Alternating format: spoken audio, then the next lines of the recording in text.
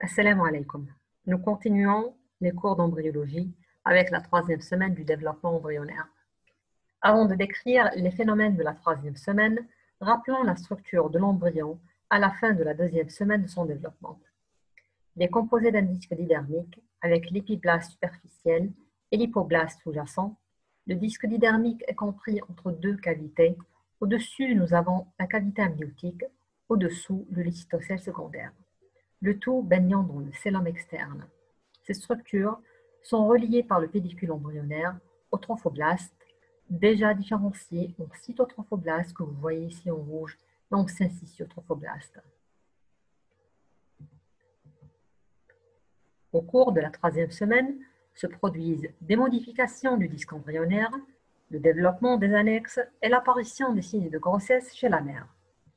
Nous allons commencer par la description des modifications du disque embryonnaire.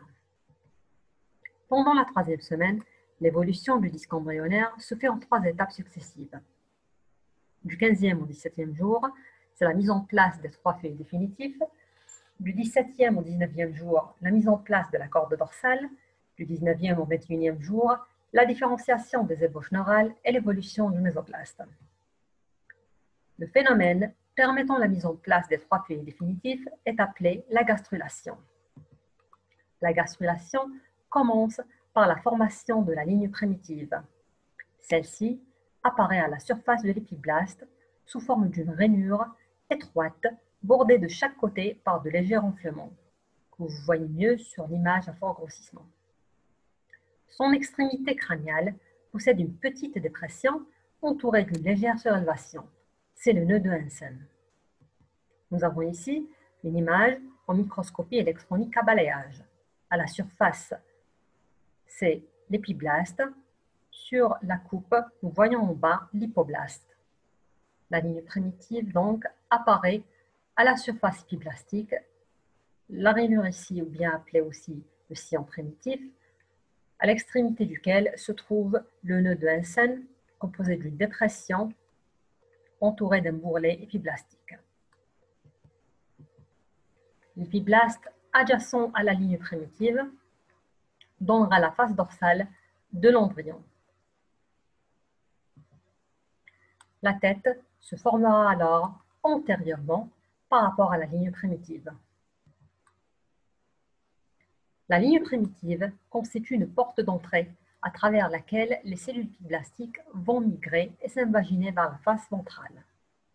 Nous avons 2 contingents cellulaires. Le premier contingent cellulaire, de cellules épiblastiques migrant à travers la ligne primitive, va repousser les cellules de l'hypoblaste, et les remplacer, ce qui donnera naissance à un nouveau feuillet qui sera appelé l'antoblaste embryonnaire.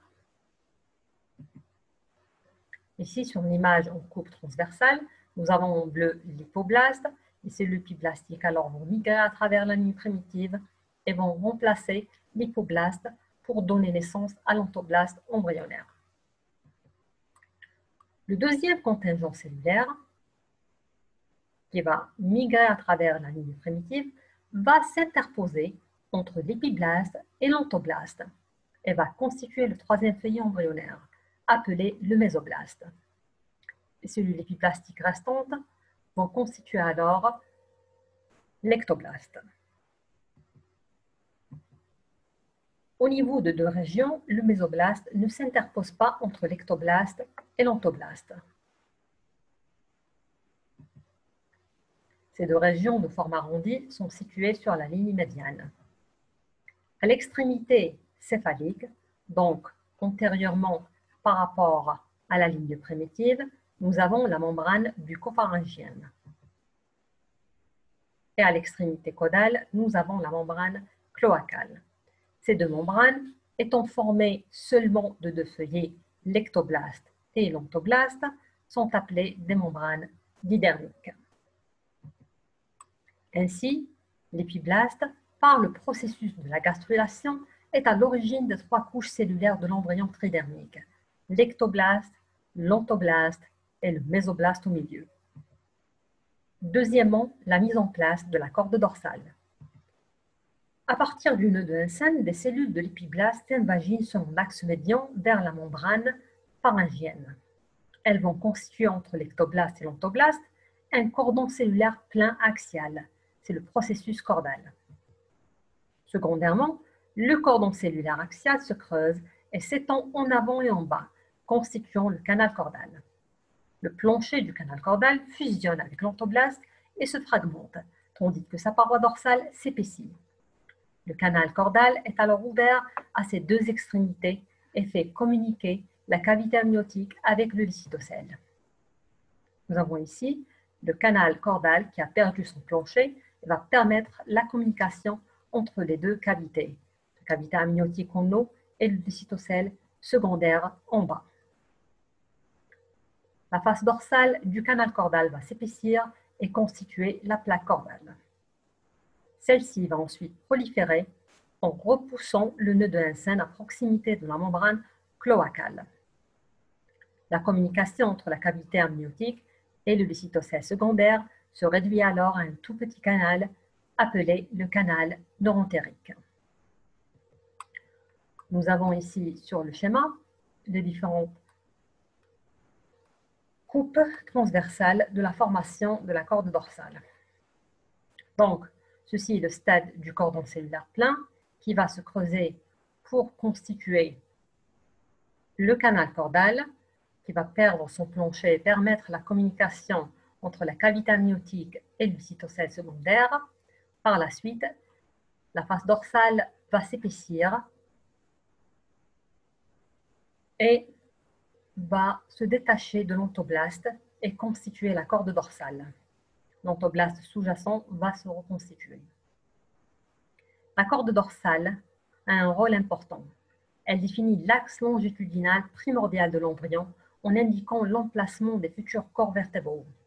Elle joue également le rôle d'inducteur de l'ectoblaste dans la différenciation de la plaque neurale.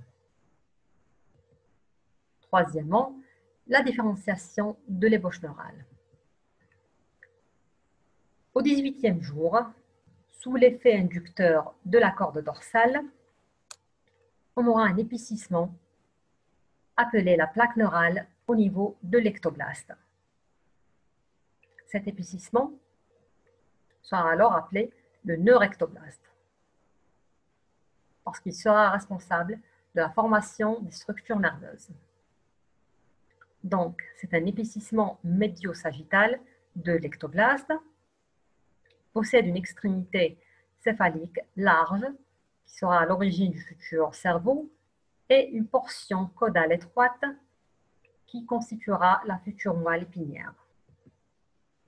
Vers le 20e jour, les bords latéraux de la plaque neurale se surélèvent, formant ainsi la gouttière neurale, qui fait saillie dans la cavité amniotique, puisque l'ectoblaste constitue le plancher de la cavité amniotique. Les zones de jonction entre les bords de la plaque neurale et l'ectoblaste, entre la plaque neurale et l'ectoblaste, donc ici, constituent les crêtes neurales.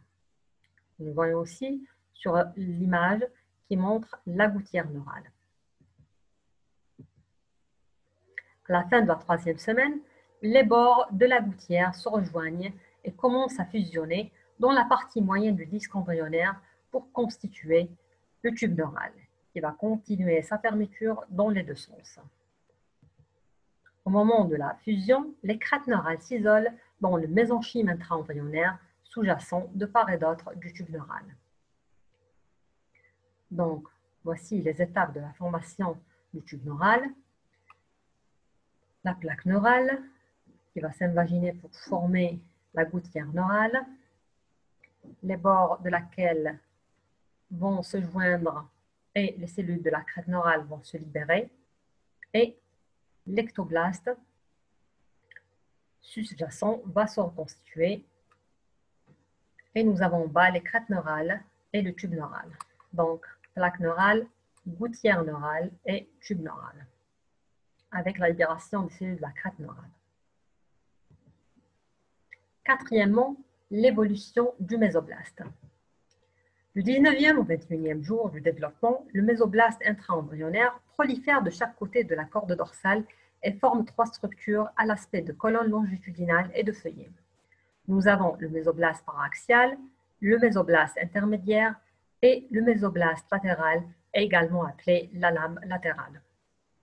Chacune de ces trois zones du mésoblaste va commencer sa différenciation avant que ne s'achève la troisième semaine du développement. Donc, nous avons ici, sur la coupe transversale, la corde, à côté de laquelle nous avons le mésoblaste paraxial de part et d'autre, le mésoblaste intermédiaire et le mésoblaste latéral. En ce qui concerne le mésoblaste paraxial, il forme une paire de condensations cylindriques. Ces cylindres vont être segmentés en sommites. C'est ce qu'on appelle la métamérisation.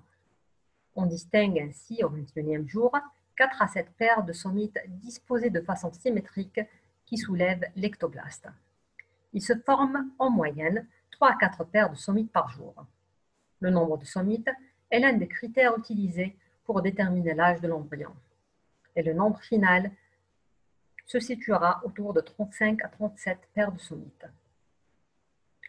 Nous avons ici une image en microscopie électronique à balayage où vous voyez les paires de sommites de part et d'autre de la corde dorsale.